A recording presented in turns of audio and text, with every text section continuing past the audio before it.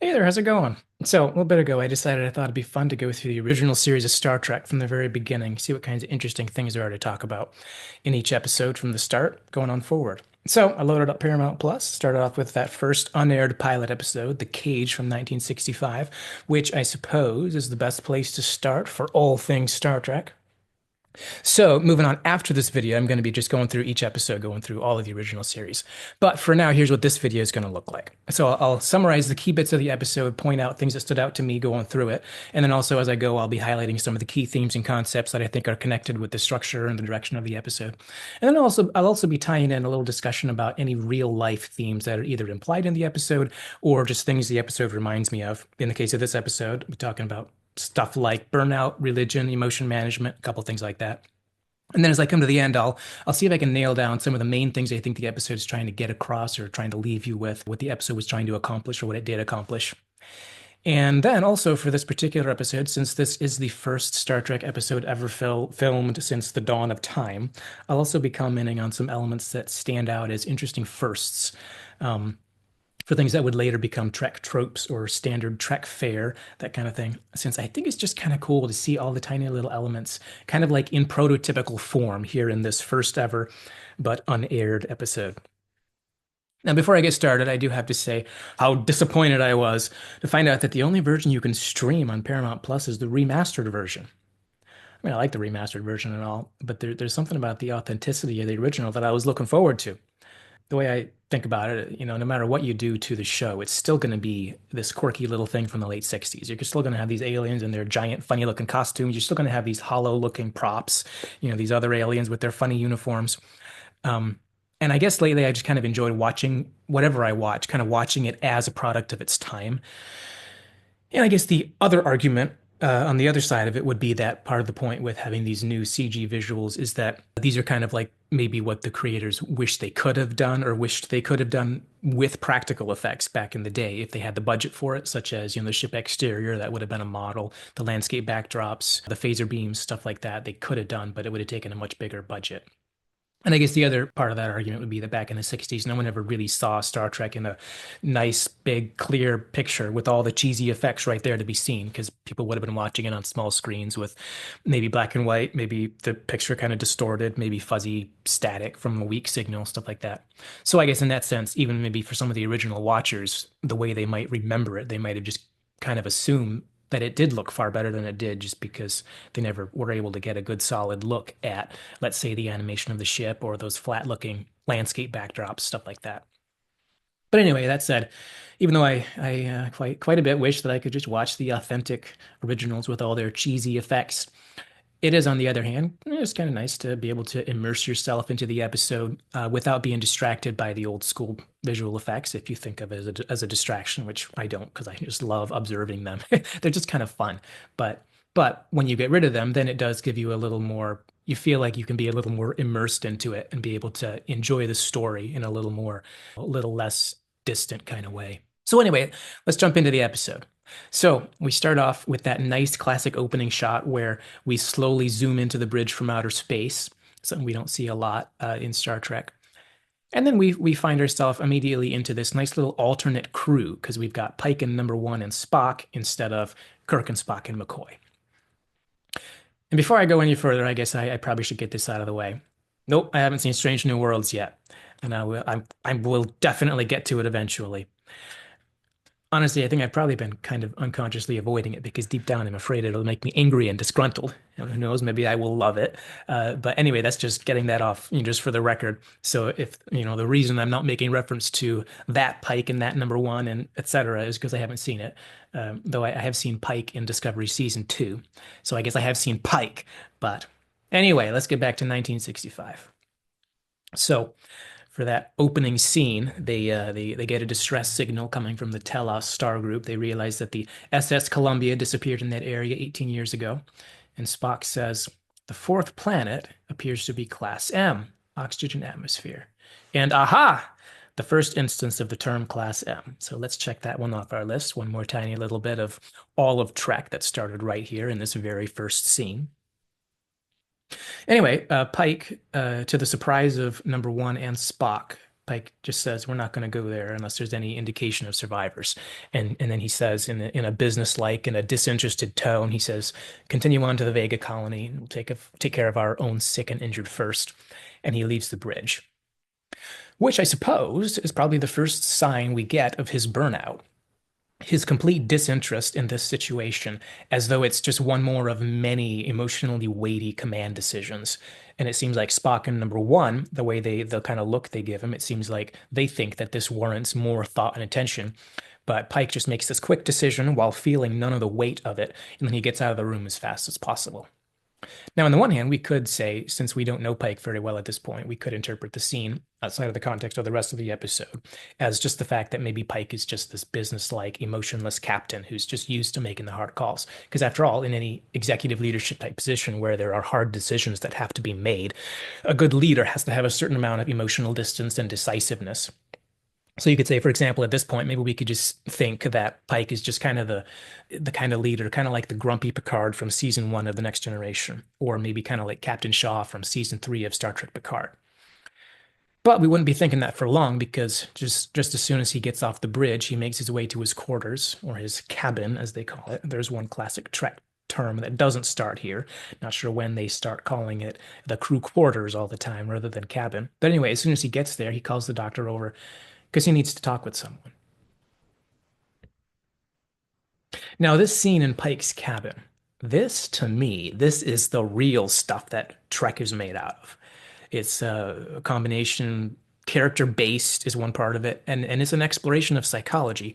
And as well, it's the artistic use of character moments to introduce themes that are going to go through the whole episode. And all of that to me is what makes good Trek, at least to people like me. I guess you could call it the drama element, and the other part you could call the thematic structuring of the episodes in kind of a careful way. As far as that drama element goes, and how it uses the characters to give us a chance to really explore psychology and experience in an interpersonal and real life kind of way. This is part of why I think for most of us, when we get to the end of a Star Trek series, we almost always feel like we've really gotten to know the characters, almost like they're your friends or something. But it's also why, maybe even more importantly, I think it's why by the time you get to any of the Star Trek series, you may also feel like you've gotten to know yourself a little better. You may feel like you've gotten to know your actual friends a little better because good Trek is about the human condition. The human condition definitely includes psychology, human interaction, human experiences, as revealed in dialogue and discussion. And especially that includes these particular, like this scene here, these particular kinds of deeply meaningful, contrite conversations between two people, like in this particular scene here. And these kinds of conversations, we could think of this episode and this very second scene in all of Star Trek. We could think of this kind of as the prototype because these kinds of conversations continue throughout the Star Trek series and become, as far as I'm concerned, they become a staple of what is the best of Star Trek. Whether it's a quiet, reflective moment between Picard and Data at the end of the drumhead, or whether it's Cisco and Jake sitting down for a quiet moment to talk about Bajoran religion and what all this means to them. Or maybe how about a whole episode with nothing but two characters stuck inside a tiny shuttle pod just trying to get along and not kill each other, with really nothing but dialogue to make the episode. And I'm talking about Shuttle Pod 1 from Star Trek Enterprise, which is one of those instances where this quintessential Star Trek trait of the dialogue-based storytelling bit, where they kind of take that quintessential Star Trek trait and they take it to its nth degree by making a whole episode with basically that's all there is to it. And now you could say, I suppose, as far as that goes, I'm going to guess that this scene, as well as the really kind of sensitive character-based storytelling approach throughout the rest of the episode, is probably part of what led to the episode not making a good sales pitch, not ending up getting aired. Because if you think about it, this is the very second scene in the episode, and I guess probably the thought was, when the pitch was made, probably the thought was, heck, a general audience is never going to have the patience or the interest for this really slow, discussion-based, mental kind of story.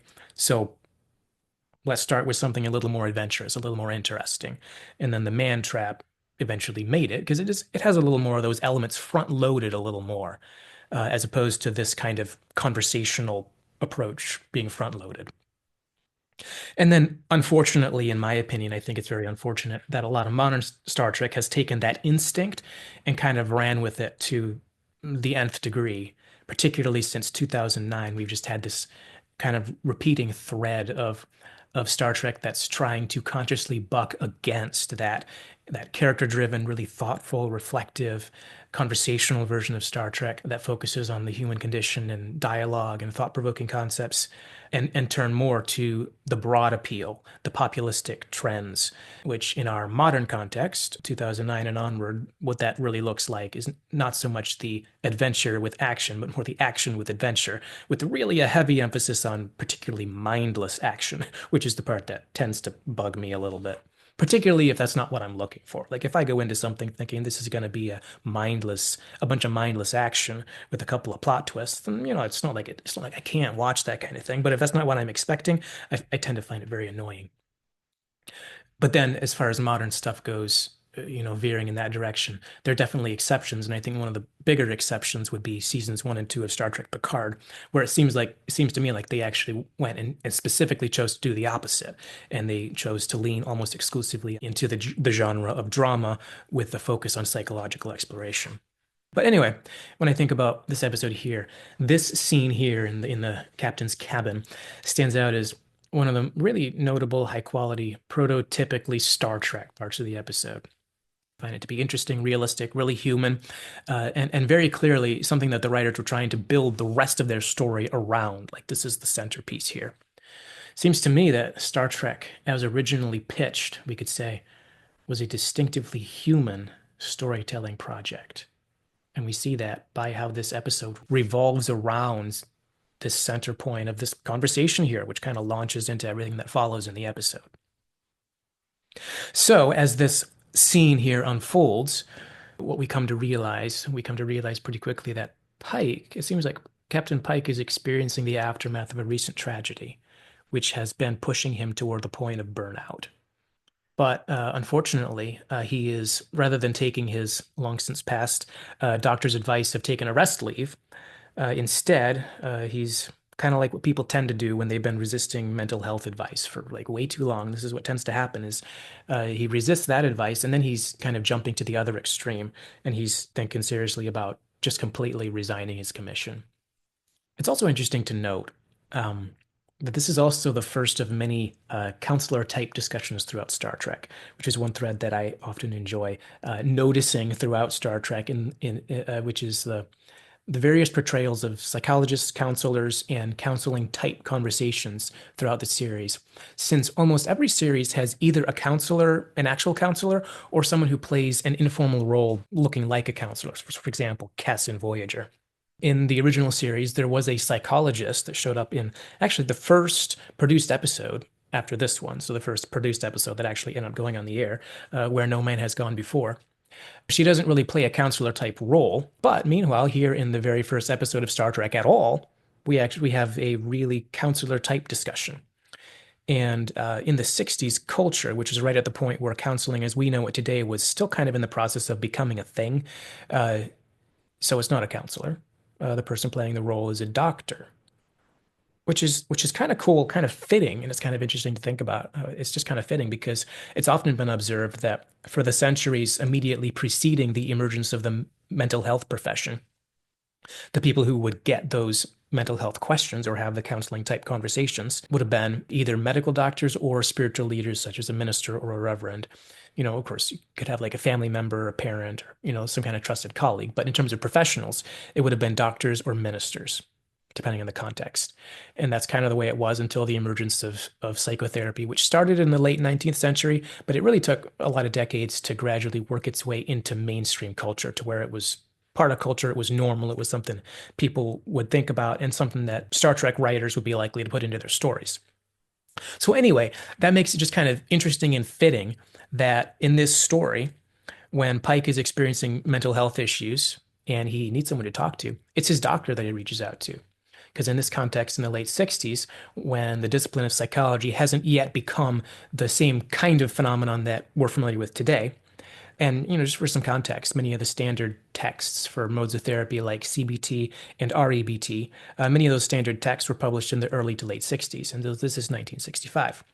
The impression I get is that Rogerian therapy, client-centered, person-centered therapy, it had been around for at least 10 or 20 years. But the impression I get is that at this time, the psychoanalytic tradition, Freud and the other psychoanalysts, that was more dominant at the time still, and particularly in terms of popular awareness, with its kind of more distant and kind of professionalized approach. So, in terms of popular awareness and stereotypes, the field of counseling and psychology, it really looked quite different from what we're familiar with today. And so, the stereotype of a psychologist that people like the writers here would have been more in line with the kind of cold and impersonal stereotypes you might associate with the Freudian tradition, which kind of helps us understand why the psychologist that we see in Where No Man Has Gone Before doesn't look at all like the warm, empathic, friendly counselor stereotype that we might be more familiar with. That would emerge later. So anyway, back to our scene here. Given the 1965 setting, the storytellers aren't going to use a mental health counsel or whatever they would have thought that meant, or if that term even existed back then. They're not going to use that for this deeply meaningful counseling type conversation where the captain's going to reveal to the audience and to himself everything he's going through emotionally and psychologically and experientially. But he could have that discussion with this friend who's a doctor, or if you prefer, this doctor who's his friend, whichever order you want to put those two in. So, here's how the conversation starts off. I mean, well, first it starts and they have to get over the niceties and stuff. But then when the doctor wants to find out what's really going on, he starts off by asking, "What's on your mind? The fight on Rigel VII?" So he kind of shoots straight for it, like he knows what's really going on. And Pike says, "Shouldn't it be? My own yeoman and two others dead, seven injured." So there's our context. There's kind of our first explanatory line to let us know what's really going on. And then as Pike keeps talking, he goes on and he explains that he sees that entire thing as his fault. And the doctor suggests that another thing that's been going on for a while is that just as a matter of practice, Pike has kind of gotten into the habit of taking onto himself far too much for anyone to handle.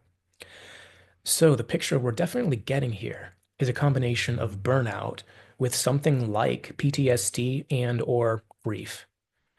And then we get the doctor's advice, take a rest leave, which sounds like it's advice that he's given the captain a number of times before, but the captain's just not taking him up on it. Because like a lot of captains, he's stubborn, you know. And also, like I said before, like what tends to happen when someone's been resisting some very necessary mental health advice, the captain suddenly jumps to the other extreme, and now he's thinking about taking a permanent rest leave and resigning from Starfleet. So, this as the context and also as the explication of the characters and their inner experience, particularly Pike's inner experiences. So, this conversation here is really the thematic launching point for the whole episode, which is going to be significantly focused on how Pike is going to resolve his burnout and this emotional crisis he's been experiencing. And then, particularly, where the episode is going is how we as an audience can grow ourselves by hearing Pike talk about what he's learning in resolving this stuff. And I figure since this is such a central part to the episode, I think this episode really revolves around Pike's burnout type experience and the meaning related themes connected to that. So, since that's such an important central part of the episode, I thought it might be worth taking a pause here and just thinking together a little bit for a minute about the real life categories of burnout, and then also about the role that emotional distress can play alongside burnout. So, just to get this topic filled out a bit, I'm just going to share a little bit of what I've picked up over the years about how we can understand burnout. As I understand it, it seems like there are definitely different ways you could think about, different ways you could talk about burnout, definitely different aspects, different kinds, stuff like that. But the most helpful descriptions that I've picked up over the years tend to go something like this.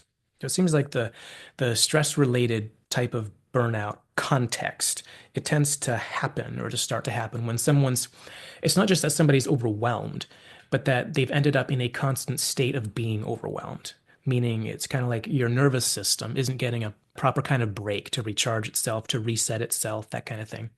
And in terms of tasks or what the person's doing, probably the person's got an impossible list, like an unachievable list of tasks, but particularly these are high priority tasks. So he's going to be like, I'm really going to give it all, over the top to I'm gonna get this list done. But the thing is, this has become normal. So for Pike, whatever we could say, plug this into Pike's situation, whatever kind of constant stress he had leading up to the Rigel VII mission, probably it was an important mission. It took a lot. And then the prior missions. And then probably as well, just his high pressure job as a captain, just in general, his tendency, like the doctor was saying, his tendency to take on a maximal amount of responsibility and really push himself and not give himself any space to relax from that level of intensity. But another important part of the picture for burnout, in a sense, running on emergency mode, constantly probably using a lot of inner drive and determination, probably a lot of adrenaline, maybe lack of sleep, that kind of thing to keep going. And just to give kind of a more egregious example of what this could look like, think about the teenage captain from the Deep Space Nine episode Valiant.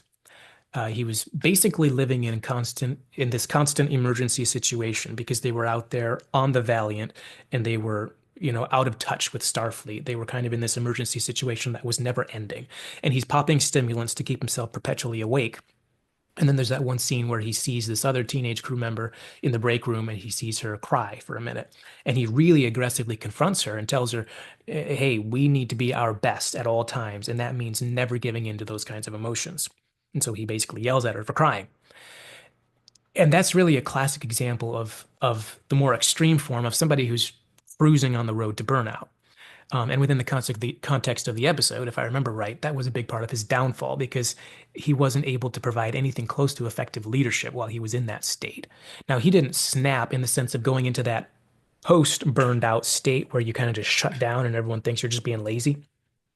He didn't snap and go into that, but his lifestyle of this constant high energy, it definitely resulted in the burnout kind of context where you're just really angry and unfeeling. That kind of condition that would precede that breaking point. And really, that's plenty of an unhealthy state in and of itself. So that breaking point kind of thing, that would be when the person suddenly snaps, as it were. And you could think of that, the way I've heard that described is it's kind of like that's the moment where the person experientially realizes, or maybe the point where it comes to be the case that as the person sees it experientially, there's no correlation between the effort you put in and what happens. So in other words, when you experientially realize that not only is the task list, for example, not only is it impossible, but it actually doesn't make a difference how much effort you put in or whether you put in effort at all. The result's going to be the same, or it's going to seem to be the same, whether you put in that one more insane burst of energy to maintain the status quo, or whether you just don't, you just give up.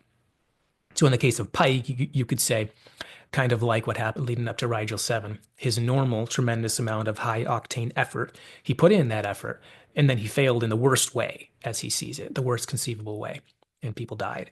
And now that didn't make him snap completely, like I was describing, but it definitely puts him further in that direction. And then a clear example of what would be a total break would be, let's say, picture somebody who's got a million high priority impossible tasks. And one of those is this stack of really important emails. And let's say one week he's getting backlash about how he's failing to complete that list, things that aren't happening, even though he's killing himself trying to keep it up. But then let's say the next week he just kind of gives up completely, but nothing is any different. And so maybe at that kind of point, that's when this extremely driven and busy and probably quite cranky, this task monster kind of person might suddenly just kind of snap and shut down. And to onlookers, it might look like he's just suddenly turned into this really lazy, unmotivated person who doesn't get things done. Or in Pike's case, since he's not being quite at that point of having snapped, but he's just kind of walking around with his empathy is completely gone, and he's giving a whole bunch of anger outbursts. And he's starting to plan his resignation. So he's not snapping where he just stops, but he's starting to plan so that he can stop. And it's a whole lot better to plan it when you feel this coming rather than to not plan it and then just suddenly go AWOL one day. But anyway, so then often that snapping point and the unmotivated, seemingly lazy attitude that might follow, it literally, we could just think of it as really the person's just been in high power mode for so long, creating so much strain that once they really feel the futility of all effort, once they feel that that's reality, then it's kind of like everything inside just starts shutting down. And all the person knows and all they can think and feel is, I'm done. and I don't care. I really don't care about anything. I'm done. The stakes were through the roof for me. Now there are no stakes. I'm just done. Nothing matters, and I just don't care. Now, what can often factor along with or feed into this pattern is any kind of heavy emotional or personal life factors. So that experience of being in a constant overwhelm without having a chance for your psyche to reset in between your bursts of intense effort. That kind of burnout context that can be significantly escalated by having emotional or personal stressors that are vying for your attention, or maybe producing intrusive thoughts all the time, or this really strong emotional pull. For example, trying to recover from grief or PTSD while also having to try to stem the tide of your endless high priority tasks in the workplace, let's say. That's a factor that significantly accelerates the likelihood of breaking into that burnout space. Um, for the obvious reason that these mental and emotional stressors are adding to that burden that's already beyond the capacity for you to handle long term. You can handle it short term, but not long term. And then in some vocations, the work task itself might have some of these emotional aspects that would factor in if they're not handled well, such as, for example, the classic example would be mental health counseling, the phenomenon of compassion fatigue. Um, so anyway, so Pike's definitely he's definitely got not just the stress kind of burnout, but he's definitely got this extra emotional layer going on. He's probably experiencing grief and PTSD because not only did he experience a combat crisis, which he emphatically blames himself for, so there's some PTSD right there, but he also lost crew members who were part of his responsibility. And one of them was his yeoman, who he used to interact with every day. So so that kind of grief and PTSD is definitely going to include a lot of overwhelming emotions and a lot of intrusive thoughts. And when you combine that with his stress management problem and the factors that were already leading him on the road toward burnout, then suddenly he's just completely lost interest in keeping on being a captain. The sense of meaningfulness and purpose and drive that he had before have just gone. They're just not there. And he's just trying to get through the next day. And so he starts getting ready to quit. So well, let's just to finish out our exploration of burnout, of real life burnout. Let's just think for a minute about what prevention or recovery would look like. Seems like generally speaking, the kind of advice that I tend to see or that you'll tend to see is some variation on the theme of self-care. So taking appropriate time to recharge and rejuvenate, making sure that you actually use off those off hours to recharge and rejuvenate. Um, Choosing to focus when you're doing work, choosing to focus on realistic tasks more than unrealistic ones. If and when you do have to go into beast mode for some impossible task, then kind of making sure that those emergency mode type situations don't keep going perpetually.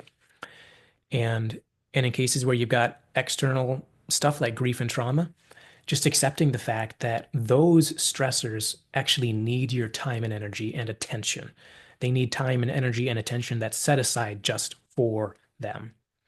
Because if you think that you can just perpetually ignore that part of your humanity and just be a robot and power on through just like you ever did, then almost certainly you are going to face some kind of unnecessary crisis, whether it's burnout per se or something that's kind of like it in a lot of ways.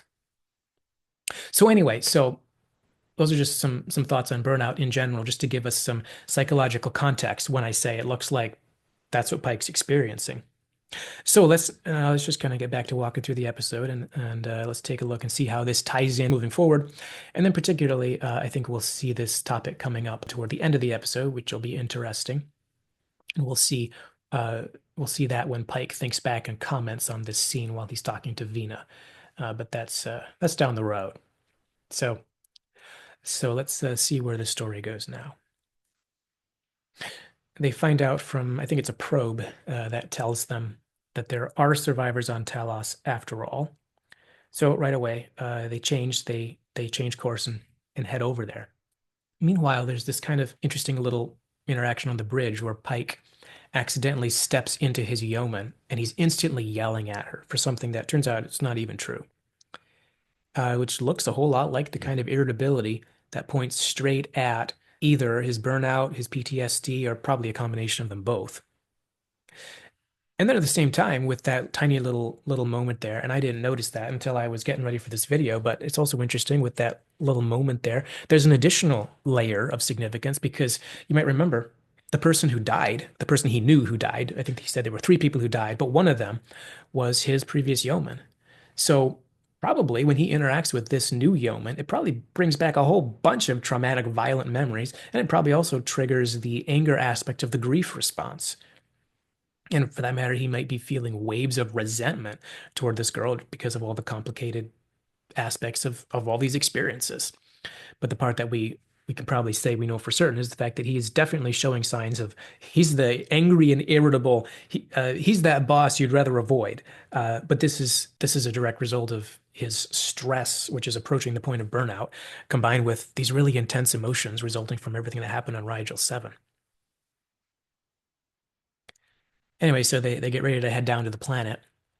I couldn't help but notice in this unaired pilot how very down to earth the landing party uniforms look.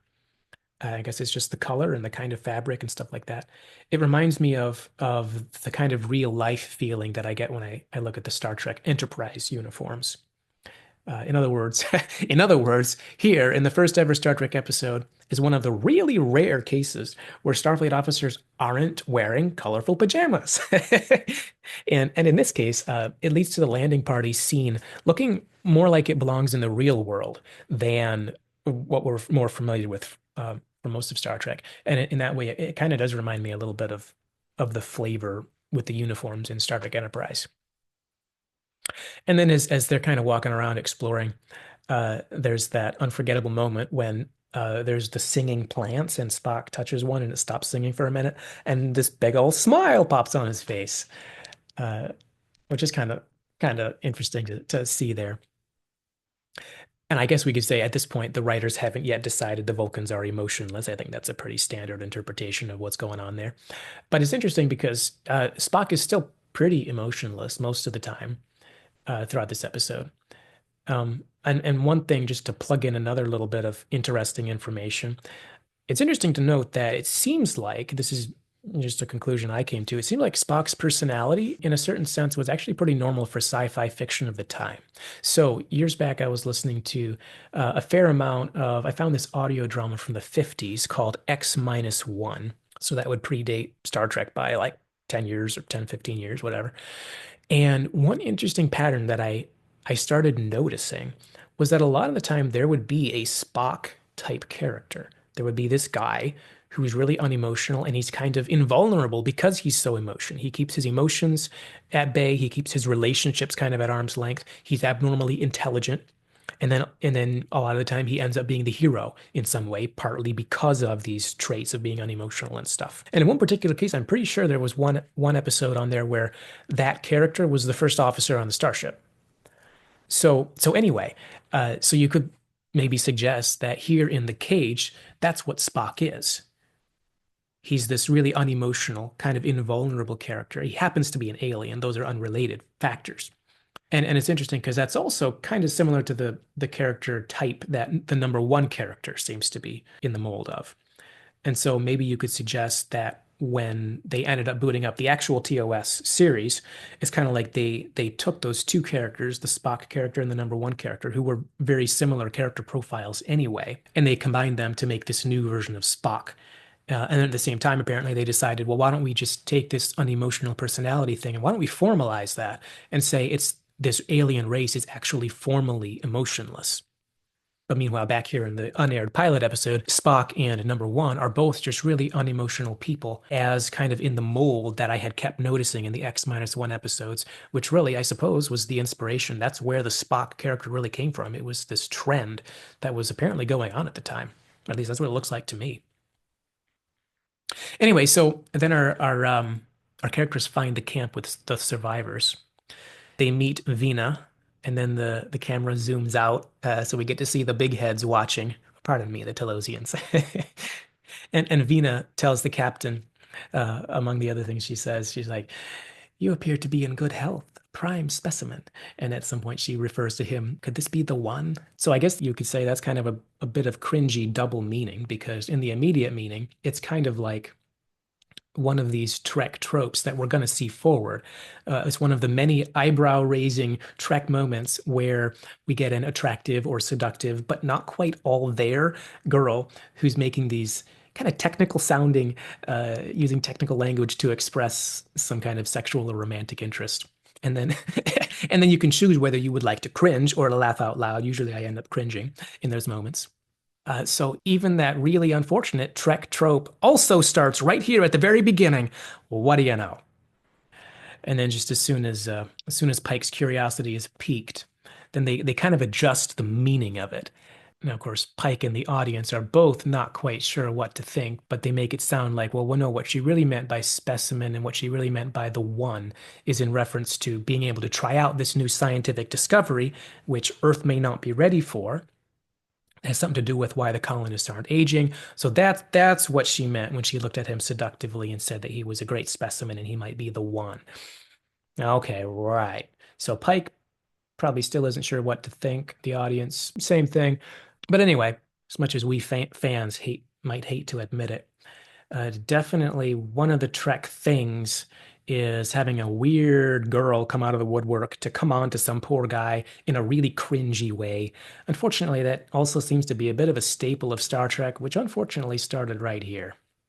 Maybe one of the worst and most cringy example that sticks out in my memory is that one Next Generation episode. And I tried really quick looking it up, but I couldn't find it. I didn't spend a lot of time looking for it. But it's that episode where the whole episode is where Picard gets stranded on this planet, and there's this lonely girl, supposedly who's been stranded there, and she's really doing everything she can to try to romantically seduce Picard, but she only ever succeeds in just kind of creeping him out because she's just really bizarrely romantically socially awkward. And then at the end of the episode, it turns out that the reason is because she's just an alien metamorph trying to study human romantic attachment. And that's why everything she said and did was just really off. So that's like one of the worst, most cringy examples, but it's definitely a bit of a trope. And what the heck? It started right here.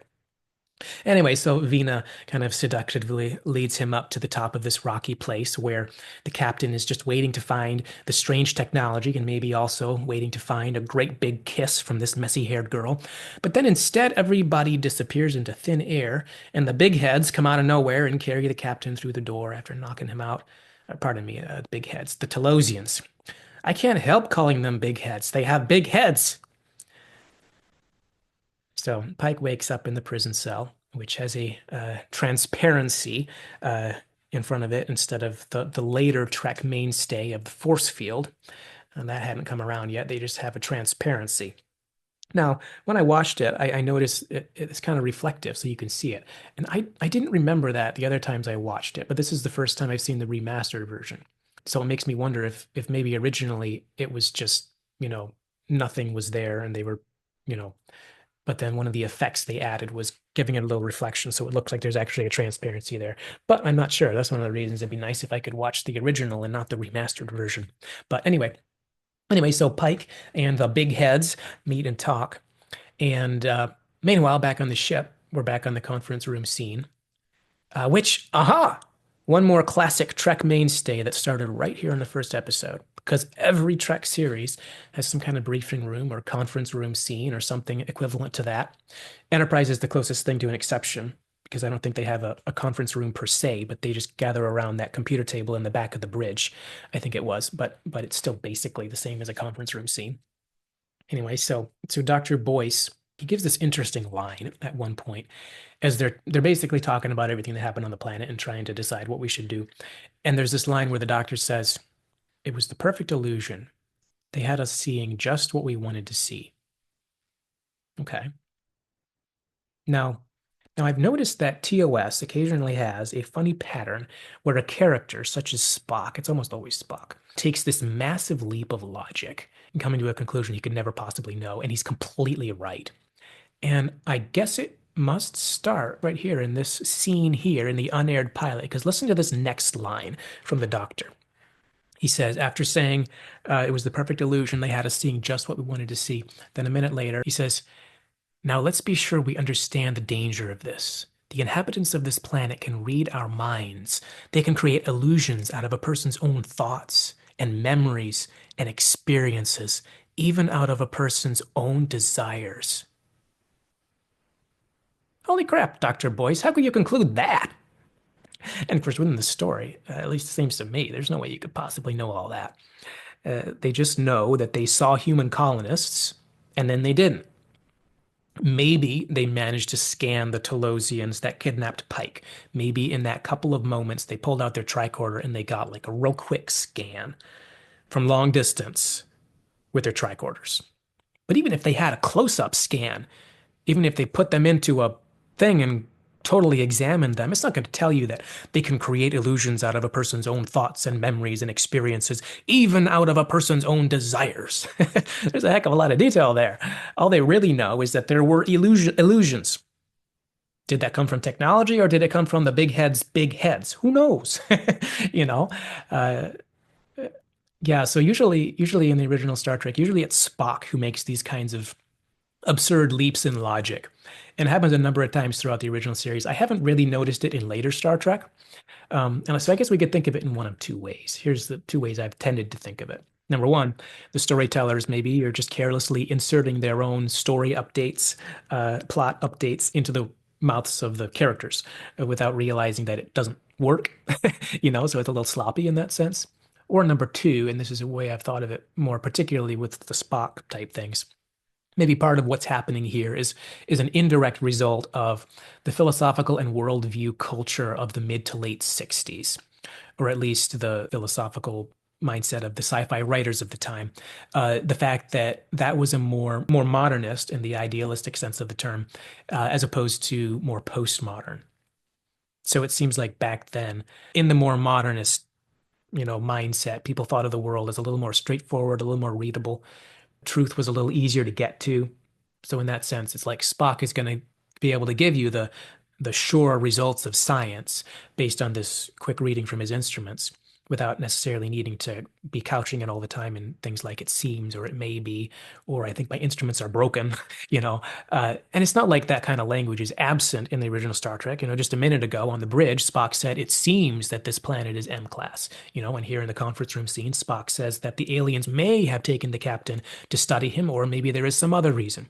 So it's not that uncertainty is absent, but it's that I think dogmatism and certainty, they're a little more optimistic about how easy it is to get at dogmatism and certainty through things like deduction, even in cases where the person shouldn't have certainty or dogmatism, such as Spock making these overly ambitious deductions, or in cases where the person, like Spock, should be proven wrong because he was being way too intellectually presumptuous. So anyway, I'm not sure if we should attribute this particular little hiccup in this scene. I don't know if we should attribute that to, the changing philosophy of the mindset of the age, or just an oversight of the authors. I suppose it's probably a little bit of a combination of both. And I definitely think, later on, the various Spock comments in the series, I do think that they fit into the former category of just kind of resulting from the spirit of the age, particularly, just because of how much it reminds me of the kind of dogmatism when you read or you read about some of the great minds from the modernist era, like Freud, who dogmatically asserted a lot of great leaps of logic as though they were certain and scientific. For some context, according to Google, postmodernism was already emerging at this point. So according to Google, it emerged in the late 50s and early 60s, but became dominant in the 70s. So it's probably fair to say that a lot of sci-fi writers in the late 60s still had much more of the intellectual optimism associated with modernism. And I don't think it's much of a stretch to suggest that that influences the kind of writing in which you might have one of the side effects of that might be overly ambitious deductions for some of these genius characters like Spock. Anyway, enough on that. Uh, so in the conference room, they all decide that the next step they're going to do is they're going to try blasting through the metal. And then we go back to Pike. Pike is there in his cage with the Talosians. And then suddenly Pike is put into this open landscape area with this palace/castle in the distance. And Pike says, "This is Rigel VII," which is the location of his recent traumatic memory that he and the doctor were talking about. And Vina is taking the role of this princess girl who's trying to hide with Pike. So presumably somebody who died in the real life incident. And they go into the castle. The giant comes lumbering in. Get another theme that may be kind of seen prototypically. We get our first glimpse of something that's going to be a pattern in Star Trek. So as he's kind of hiding with Vina and she's trying to get him to play along, we get this interesting attitude, uh, this interesting flavor, this emotional flavor of the scene. Uh, it seems to me that Pike is kind of a stereotypical Star Trek captain when he tells the girl, "You can tell my jailers I won't go along with it. I'm not an animal performing for his supper." And he's kind of yelling at her. And the girl goes on to try to argue, it doesn't matter. You'll feel it. That's what matters. But but meanwhile, Pike's the particular flavor of this angry attitude, this kind of uh, resistance kind of presentation here, it just really stood out to me as possibly something of a prototypical mold for future Star Trek in this pattern of Star Trek captains angrily, defiantly refusing to cooperate with these supernatural aliens that are demanding the captain to submit to them or demanding everyone, but the captain's the one who puts on his rah, you know. And it's really going to be a pattern for Kirk, particularly, and also certainly very much for Picard, as you might see, for example, with Picard in his conflict with Ardra in Devil's Due, and Picard's consistent throughout the series, his consistent anger at Q. So maybe we could identify this as one of those consistent themes that starts here, even though it's a little weaker right here because these aliens aren't quite as supernatural. They aren't quite as godlike as a lot of these other instances. I noticed it so much because, oh, heck, look at this. This is the very first, and there it is. So it's definitely a pattern in TOS. And when a story element repeats that consistently, I definitely think it's worth asking what possibly, in terms of the writer's world, what might this be coming from or pointing to or be about? So maybe you could suggest maybe the larger pattern of this is growing out of in the writer's, intuitions and unconscious mind. Maybe it's growing out of conversations about religion. Maybe it's growing out of conversations about God. Maybe specifically, this is kind of an anger at the perceived God of traditional religion. Or maybe you could suggest maybe it's an angry criticism of the gods of ancient mythology. Or maybe what we've got here is really just an anger against any kind of system that's trying to control and manipulate other people, such as governments that do that, or powerful leaders, or anybody with power that's using that inappropriately to control and manipulate people in a presumptive kind of controlling kind of way. What makes this stand out and what makes it what it is uniquely, I'm not just noticing the resistance per se or the anger per se, which would be just kind of a normal once you have that setup.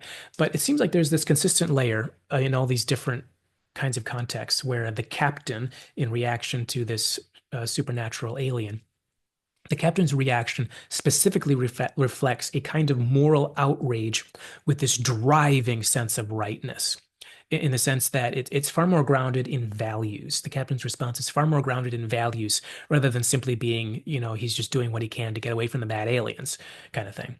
The captains seem to really value their defiant resistance, not as a means to an end to get things into a better place, but instead, it seems like they're valuing their defiant resistance as something that is morally necessary in such a way that it would be wrong for them or it'd be unthinkable for them to try to use a gentler approach or to be less angry about it.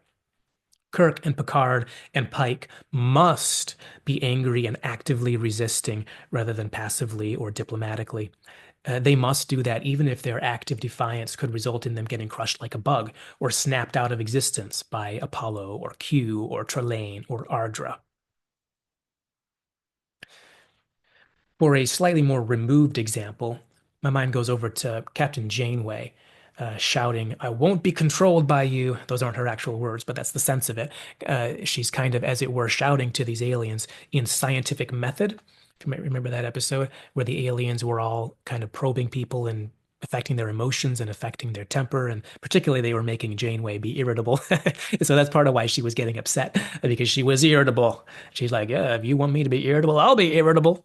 But anyway, She's basically shouting at them, "I won't be controlled." That's the sense of it as she sets off to drive the ship into the sun to crush it with them on it. So kind of a similar feeling.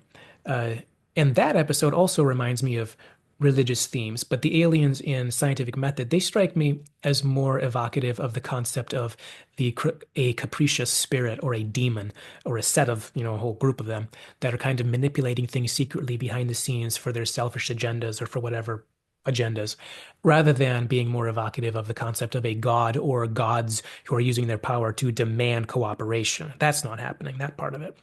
But what's similar and what makes it pop in my head is that the captain's attitude is very similar, this kind of really defiant, kind of morally outraged kind of anger. And definitely for me, the moral outrage aspect makes a lot more sense in the Janeway context than in these patterns in TOS and with Picard. Going over to DS9, there is one Q episode which definitely has Cisco being very angry, and he punches Q, which is kind of fun. But but other than that, the closest parallels you get in DS9, or at least the ones that come to my mind, would be Cisco's fury at Eddington and the other Maquis for their very human arrogance. So this is a human kind of thing. Uh, Another example would be Cisco's moral outrage, his defiant refusal to cooperate with Alexis in the episode Paradise. Remember, he goes inside that box and he's really defiantly just resisting, and it's kind of a moral outrage. Like, this is wrong. I'm not doing this to get this to resolve. I'm doing this because this is wrong, and you don't have this power you think you do, or you shouldn't. But once again, a very human uh, dominance kind of thing going on. But then, perhaps most notably in Deep Space Nine, is that Cisco never ends up in that kind of defiant, outrage, angry kind of context. He never ends up in that kind of scene in regard to or towards the prophets, or even generally, that doesn't generally happen toward the Pa Wraiths, even. So we could say the prophets and the Pa Wraiths is kind of like the god slash gods of the series and the devil slash demons of the series, which makes me think that maybe this thread uh, does kind of relate in some way with the anti-religious impulse that characterizes most of Star Trek prior to the 90s. After all, if you think about it, within the monotheistic religions, at least the ones I'm familiar with, uh, and particularly the ones that have had the most influence on Star Trek, such as Christianity, a religious person would generally avoid adopting that kind of attitude toward God, or even somebody else's God, or even generally toward the demonic. But on the other hand, the anti-religious atheist trends that early Star Trek rose out of, those did often very explicitly express the kind of angry combativeness toward the traditional God as they understood it, slash, as they understood him. Uh, they did express that kind of angry combativeness in a way kind of reminiscent of the kinds of attitudes that were reflected in the new atheism movement that became influential in the 2000s. Kind of a lot of similarities going on there. Anyway, so I don't think this specific episode is intended to have religion or spirituality as a central theme, but I do think it's interesting. It seems like the way Pike is written here definitely mirrors the kinds of tendencies that the writers will be following for much of the rest of the original series, which specifically seem to reflect trends of thinking that have religion being in the background and sometimes ending up being a primary topic for the conversation. Quite a bit. Religion is quite often ending up being a primary topic for conversation in Star Trek. Anyway, so next we get Pike's hand-to-hand fight scene with that giant, and definitely these fight scenes will become a staple of the original series, but not so much later Star Trek. It's more of a Kirk kind of thing. And Spock in Amok Time, I think the episode is called. We get a little bit of Spock fight scenes. Um, Pike kills the giant, and then they're taken back to the cell, but this time Vina is with him. So they talk, and Pike tries to get her to tell him how to outwit the big heads, but she's really scared and won't tell him anything. Meanwhile, the landing party, or the away team, I forget what they call it, they're trying to blast through the door with a laser drill, but they can't. This scene here, like I said about the uniforms before, it feels a lot more grounded and real world than a lot of the later Star Trek. Not just because of their down-to-earth landing team sweaters, but also some of these other elements like there's loud noises, there's lots of dust, they're wearing this protective eyewear. And maybe especially, maybe one of the big things is the physicality of this big giant laser drill that they're using. Once again, a lot of the kinds of elements we might associate more with Star Trek Enterprise. which result in the series feeling less like traditional primary color red shirt type Star Trek and more like the real world that we kind of feel a little more familiar with, like the kind of thing we might bump into. Anyway, so next we go back to, and because they can't blast through it, and then next thing we get go back to Pike and Vina, and finally Pike gets some information. Vina explains that the Talosians came underground due to war thousands of centuries ago.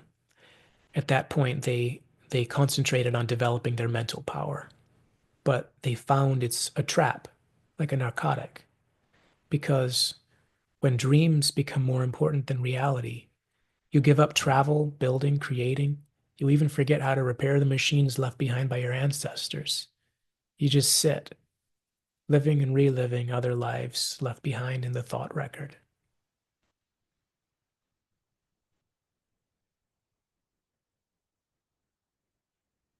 That's a dense set of concepts. It's kind of the opposite of what the evil clown told Harry in The Thaw in Voyager. And the clown says, when your only reality is an illusion, then the illusion is your reality, which was the clown's flippant way of trying to force Harry under his control of his terrorizing. But what Vina is saying here is kind of the opposite. She's saying that when the illusion becomes your only reality, you rot and languish, and you need real reality. Let's just read over that again because that's such a dense little bit that Vina says. So she says they once they went underground, they concentrated on developing their mental power, but they found it's a trap, like a narcotic, because when dreams become more important than reality, you give up travel, building, creating. You even forget how to repair the machines left behind by your ancestors. You just sit, living and reliving other lives left behind in the thought record. So maybe a nice little suggestion, maybe about the dangers of psionic evolution. Well, that's just going to be in the fiction world. I don't think we have to worry about that. We're not exactly psychically evolving, at least not last I checked. But maybe this is, if that's the fictional warning, maybe more relevantly, what we're getting in the real world is a little bit of a warning about the dangers of our technology age. Maybe specifically what might have been in mind was television, since after all, this is a television show, and television was, uh, becoming bigger at the time. But I think this suggestion, it becomes even more relevant in our 21st century, in our hyper technology saturated. Like they were becoming a little more technology saturated, but we are actually saturated technologically. We can live life almost completely immersed in unreality if we want. And we definitely can live completely immersed in technology through stuff like social media and other ways of communicating like that. And even those supposedly real kinds of technology, like social media, like this is the real world I'm getting here, it's not a game or something. Even those ones, not only do they function addictively, like she says, a narcotic, not only do they function like that, but also the reality aspect that you think you're getting, it kind of gives way to the dream aspect, which is part of what makes it addictive in the narcotic sense. So social media, for example, it doesn't really show you the real world. It shows you a distorted version, not like it's inherently an evil kind of distortion, but it is distorted in the sense that it's not real. It's based on what tends to get posted, and it's kind of a dream version of reality. And if someone indulges in this narcotic excessively, then just like those big heads, just like the Talosians, you begin to become dependent and handicapped and less human for all of these supposed advances that we're having. Now, the big difference between our problem and our situation versus the big heads, the Talosians, uh, the big difference is that they had more advanced mental selves, more advanced brain capacity. But for us, our technology advances are continually making us mentally weaker due to our overdependence on technology. One of the more visible and noticeable aspects of that would be the negative impact on attention span that results from the use of modern media, really all kinds of modern media. And this results in the prevalence of what psychologists have recently dubbed variable attention stimulus trait, or VAST. Uh, this is coming out of ADHD research because it looks a lot like an acquired version of ADHD that it really affects a large part of the population, and it's specifically connected to technology use, specific kinds of technology, like scrolling YouTube and stuff like that. So the Talosians may not have had the specific kinds of mental handicaps that we've developed, but they did become handicapped, that's for sure. And I think that's what this story has in common with reality. And I think that's part of the point that it's trying to make. And I think the story writers back in 1965, I think they were seeing that risk in prospect just by the emergence of the digital age in the forms that it was taking back then. Right? I think that same danger of becoming over immersed in the illusion or the dream, so that we begin to lose certain essential parts of our humanness. I think that's even more applicable now. And in that sense, if that was part of what they were getting at, which I think it probably was, then I think they were really dead on. And now in the 21st century, technology-related addictive behaviors, to use their word, narcotic there, um, those kinds of things and their consequences is just becoming really increasingly a ubiquitous, like everywhere, problem. Anyway, so Vina also finally admits, after being pressed by Pike to give her answers, she also admits that she's a real woman, and she compares her and him to Adam and Eve, another religious reference there. But and then right after she admits that she's real and says all that, then right after that she's punished by the Talosians for sharing too much, and we see the Talosian coming into the room, and then she's punished, and then he kind of walks out, kind of creepy, you know. A little bit later, Pike is given his first meal, which is a vial of nutritional content, which is another mainstay of Star Trek, is this idea of nutritional supplements or something that's kind of like food, but it's not a whole lot like food, that kind of thing. And what do you know? It starts right here in the very first unaired pilot episode. But anyway, when Pike, he gets the thing, and then he kind of says to the Talosian, well, maybe I'd prefer to just refuse to eat it and starve myself as a form of resistance. That's the kind of thing he says. I forget how he says it, but they respond by subjecting him to a sampling of punishment because they punished her. And now they're going to punish him if he doesn't cooperate. And they take him to a fiery place. The line is, "From a fable you once heard in childhood." And so, for this very tiny little, very quick, brief little scene, we get a scene which serves as the first in terms of things that are prototypical for the future of Star Trek. This is the first, you could say, of many depictions of hell within Star Trek. We could also, if we want to put this in a different category, we could say this is the first of many depictions of religious imagery, just kind of in general, various kinds throughout Star Trek, which there's a lot of religious imagery throughout Star Trek in a lot of their various conversations about religion through different kinds of symbolic things in Star Trek. Man, so many themes and threads that all start in this unaired pilot. Uh, but yeah, so Star Trek has definitely always been very interested in religion, which was definitely primarily a negative kind of thing until about the 90s. But it's always been an intermittent focus. It's always been a significant theme, here and there, coming up again and again, in such a way that you can't really miss it. And that started, I think you could say, right here in this very first episode, the having religion as a more of a background element in this episode. It's not a main topic. And also going back to what I was saying before about the topic of angry, righteously angry captains versus the supernatural aliens trying to dominate. It's definitely interesting that even though the Talosians definitely, I mean, I think it's quite clear these aren't supposed to be some kind of religious symbol or anything like that. It's not like they're supposed to, be reminding us of God or something. But it is interesting that the Talosians punish Pike by sending him to hell, which may suggest that we're not completely off base by thinking that the anti-religious or the anti-God figure kind of sentiment that we see in the original series, it may be realistically something that we should think of as being in the background in a non-explicit way. Maybe we could think of it as kind of coming from the writers at an unconscious level. The kinds of storytelling elements that they're going to do are coming out already right here.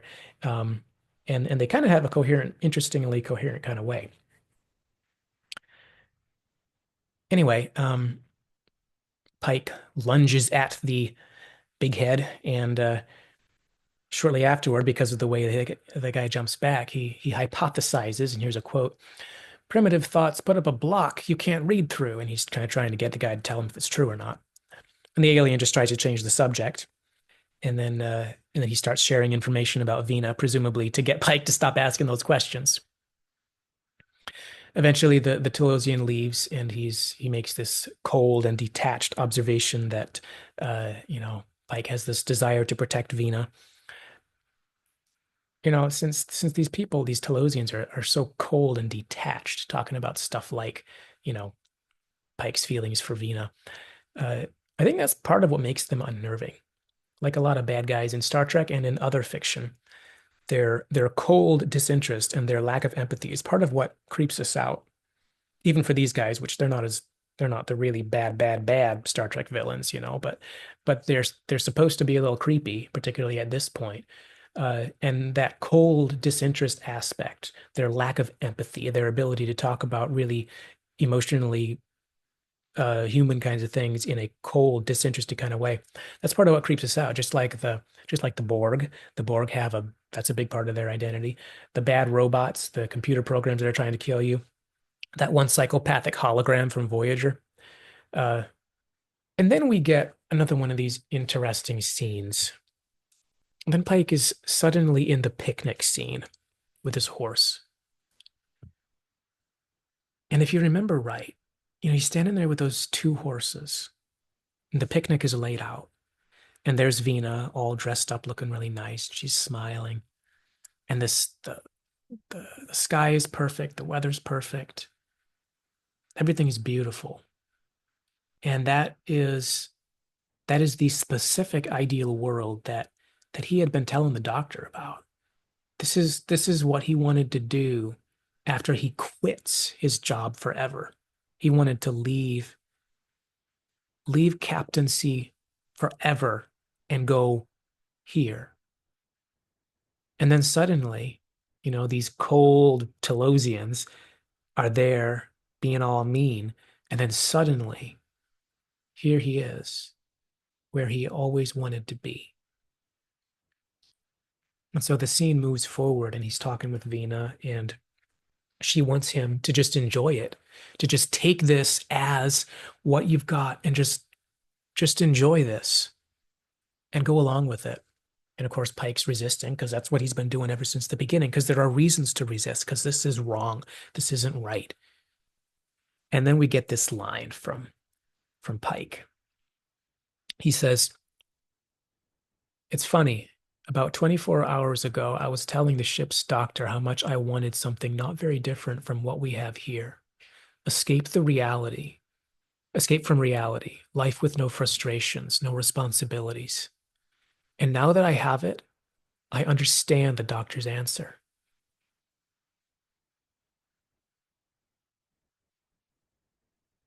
It's kind of like the idea from Generations, I guess. Remember Generations with the Nexus and everything? And the idea there was that meaningfulness and purpose in life are way more important than being able to have the carefree dreams that we sometimes dream of. And to put it in the language that the doctor was using, it's kind of like, uh, your wiring, your calling in life are more important.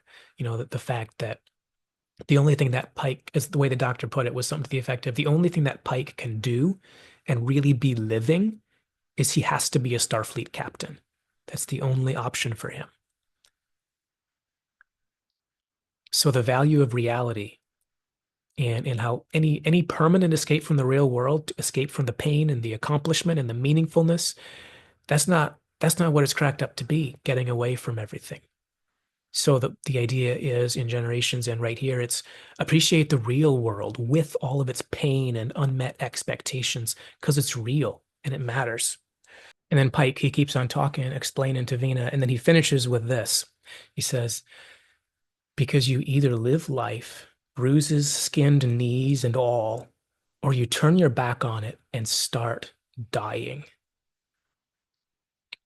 And this moment of realization for Pike is a direct fulfillment of what the writers introduced in that scene back in the captain's cabin, because Pike he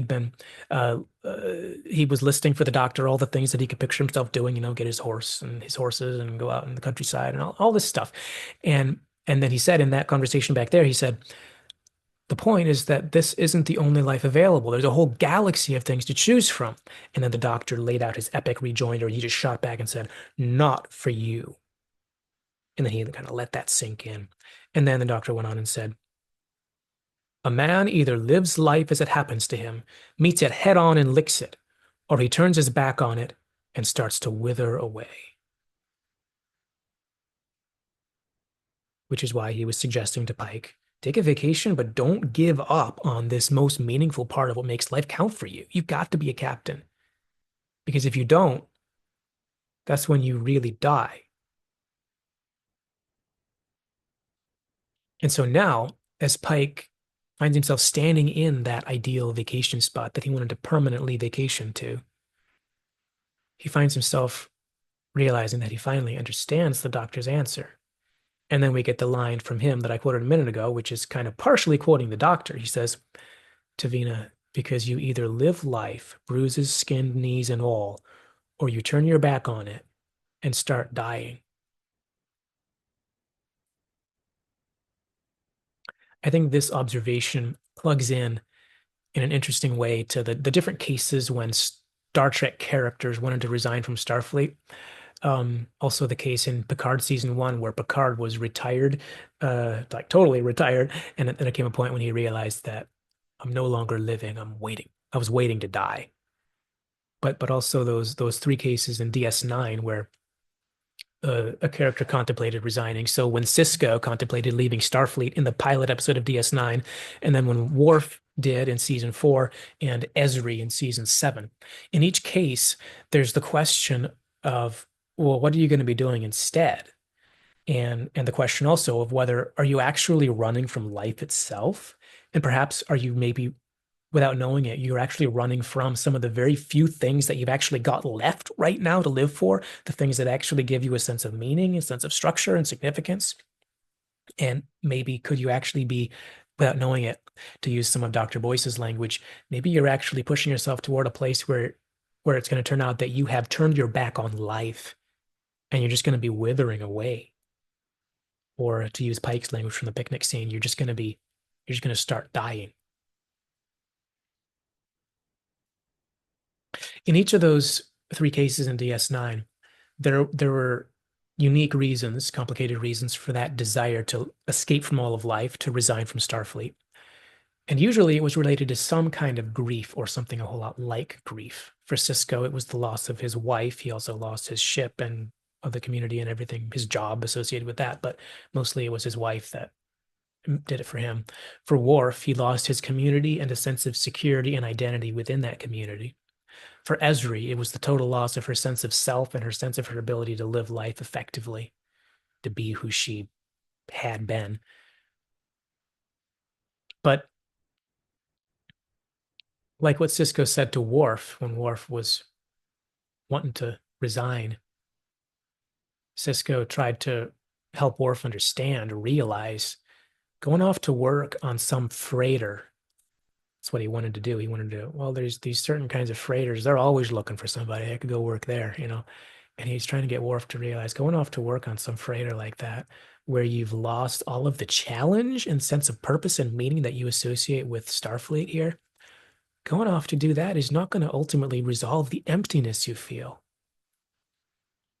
Maybe taking a break would help, like with Pike and what his doctor says. Maybe taking a break wouldn't be a bad idea. Or maybe another thing that might help is just coming into closer contact with that sense of meaningfulness, which in that moment of grief might seem like it has dissolved with everything else. Doesn't mean it is gone. It means your sense of it is gone. Sisko in season 5 or 6 or something like that of DS9, Sisko faced another burnout type period. He wasn't explicitly talking about leaving Starfleet, I don't think, but he was kind of at that kind of place where he wasn't sure if he could keep going because of the seeming futility of everything. It was the war efforts and the endlessness of his high priority. Everything's high priority, you know, and he's trying to make this difference and it doesn't seem like a difference is being made, that kind of thing. And he just kind of felt like he was stuck in this trap and he was feeling like he had to quit, feeling like he couldn't keep going. But in that story, what ended up rejuvenating him was it was the whole episode, but it was him having an experiential reminder specifically of the meaningfulness of what he's doing when it doesn't feel meaningful, and particularly of the invisible role that destiny plays in taking the seemingly pointless and mundane decisions that you do day by day and weaving them into a greater picture, into destiny. And I'm talking specifically about far beyond the stars uh, and that extended vision that was given to him by the prophets. In that case, his break from the doldrums of life, his break wasn't him getting a break from emotional tension, it wasn't a vacation from all the tension. It was actually a break from his specific situation that involved him stepping into a different set of emotional tension, but of a different kind. But more importantly, one that involved and gave him a reminder and a therapeutic recasting of what it is that makes life meaningful and really of the nature of the universe. Anyway, so it seems like Pike here, it seems like Pike has had an aha moment that has brought him into closer contact with the sense of meaningfulness in terms of what it means to be a Starfleet captain. And the fact that he really doesn't want to wither away with his two horses in the beautiful picnic scene for good. He doesn't want to go there and die. He doesn't want to go there and wither away. And just like Cisco made that decision to stay on at Deep Space Nine at the end of DS9 Episode 1, because he realized that the Bajorans and the space station and this ragtag community and everything, that these people were worth investing in. This mission was worth investing in. It meant something, and he could feel alive again by giving himself in this kind of way. And so he chose to stay. In the same way, Pike here realizes that life and feeling alive, it's not going to come by running away from his calling, but by embracing it, by taking a break when necessary and giving yourself the time to process your losses and your pain and your disappointments and your failures, if that's what you've got. But then to go back and keep on living in the most meaningful ways.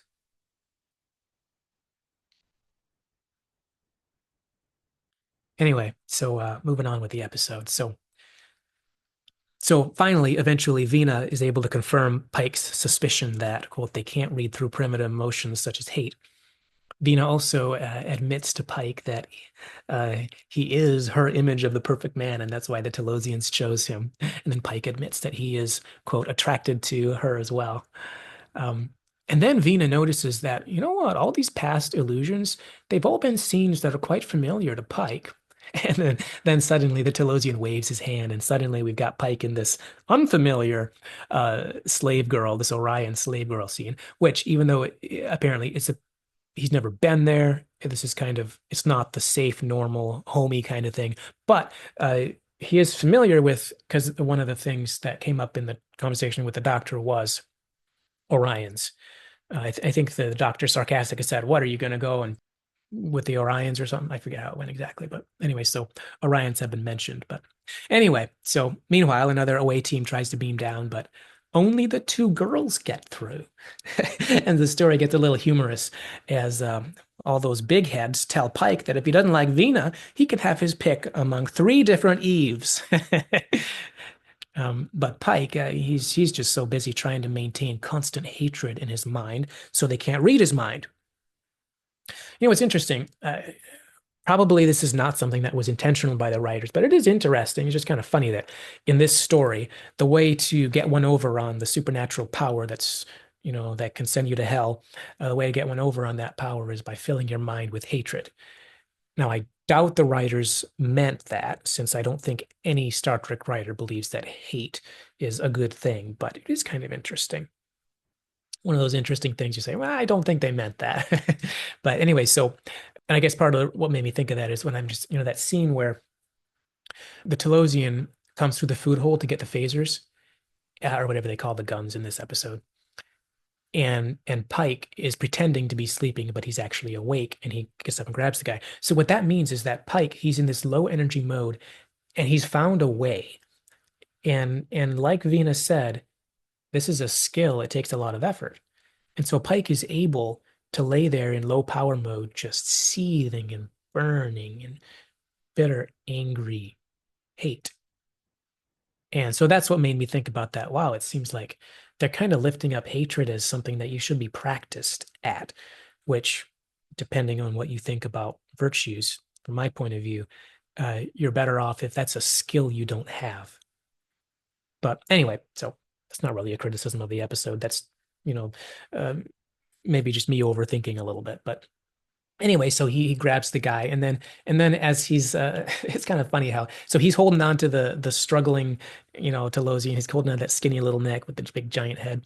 And then you just gotta love this line from Vina. She's like, "Don't hurt him. They don't mean to be evil." And I'm just like, dude, somebody's gotta like frame that. Don't hurt him. They don't mean to be evil. Like somebody's got to make like a meme that's got like all the worst monsters from the Alien films and all these, and it's got to put Vina on there saying they don't mean to be evil. But of course, we know what she means by it. It's kind of funny the way she says it. Can't help laughing about it. But we know what she means by it. What she means is that these guys they're kind of emotionally detached, and they don't seem to really know what they're doing in terms of they're not trying to be horrible people. But there's just something about that line. They don't mean to be evil. But anyway, so Pike's got the advantage here. They end up escaping the cell because he blasts it with a phaser, and then they finally get the Talosian. They threaten the Talosian. Okay, if, I'm gonna blow this on your head if and so they let him see the hole, and then they go through it. And before long, they're on the surface trying to find a way to escape, and the Talosians won't let them escape. They say, "We're gonna blow up your ship if you don't cooperate," or whatever. But anyway, number one sets her phaser to overload, which is going to kill everybody. And once the Talosians see what's happening, that gives her a chance to make a strong moral statement for the audience and for the Talosians. So they notice, like, you're doing what? And she's like, it's wrong to create a whole race of humans to live as slaves. So a nice, real strong moral statement for us to kind of put in our little bank there. And then just moments later, the Talosian ends up reading the ship records because they've kind of got the ship in their hold and they're downloading the records. And then the Talosian mentally, he can kind of just read it all. And so in this kind of near to the end scene here, he reads it all and he's shocked to find that, quote, the customs and history of your race show a unique hatred of captivity. Even when it is pleasant and benevolent, you prefer death. This makes you too violent and dangerous a species for our needs. And so, our characters are pretty glad about that, but the Talosians are all sad because this means that their race is going to go extinct. The next bit, we find out about the true appearance of Vina, that she's really a disfigured, aged crash survivor who was rescued by the Talosians, and she only experiences her beauty through their power of illusion. And then finally, after revealing her true self, then they give her back her beautiful self, and she goes off with a faux Pike that the Talosians generated for her. And the final words we get from the big heads to Pike, they say, she has an illusion and you have reality. May you find your way as pleasant. And Pike beams back on board. Whoa. And so Vina was kind of right, even though she said it in a humorous way. She was kind of right when she said, they didn't mean to be evil. They don't mean to be evil. And we're sure glad that Pike didn't snap the guy's neck with all of his hatred that he was seething in. We may not want to hang out with these guys, but they really do have a kind of kindness inside. And when their emotional detachment and their cultural ignorance and their kind of awkwardness, when that's not causing them to do unthinkable things, then we can actually see the kindness that they actually have inside. So back on the ship, because they all beamed on board and we're back on the bridge, the doctor observes that Pike looks way better. And you could say, in a way, that's the part where, kind of like in Far Beyond the Stars, the episode has kind of resolved by resolving the captain's burnout over the course of the episode. And we kind of see the closure of that when the doctor looks at the captain and says, hey, you look way better, because the captain, he feels refreshed by the kinds of refreshing contact that he's had with the sense of meaningfulness and purpose, as distinct from the freely relaxing but the meaningless life he would have had in the Talosian illusions. And then we get a little bit of humorous banter about Adam and Eve, since TOS episodes almost always end with humorous banter on the bridge, another pattern that starts right here, but it's only a TOS pattern. It doesn't really go into the other series. But anyway, we get that banter and the episode comes to an end. So, with the episode finished, what could we say in terms of a main takeaway or a primary thematic thrust? What are you supposed to go away from the show thinking or thinking about? I mean, one thing we could suggest, we got that strong moral statement from number one. It's wrong to create a whole human race to live as slaves. So that's pretty strong. But it's not a topic that really gets a lot of focus in most of the episode, and it's not mentioned until near the end. So we could say maybe it's probably not a good candidate for the main point of the episode. We'll call that an emphatic assumption that serves to fill out the moral character of Starfleet, serves as a supportive transitional element moving the story toward its end. How about this? Maybe the main takeaway is the same as the resolution of what was introduced in the captain's quarters scene, the captain's cabin scene, which was introduced there and then was explicitly returned to in that picnic scene, and then was finally treated as resolved when they're on the bridge at the very end, and the doctor made his comments to Pike that he's looking better. So this would be the burnout and resigning from Starfleet theme. And in terms of takeaways or points the authors might be trying to make, maybe we could summarize it as something like this. Don't give up the meaning makers in your life in order to escape the pain or the frustrations or the failures of life. Don't remedy your burnout by permanently escaping.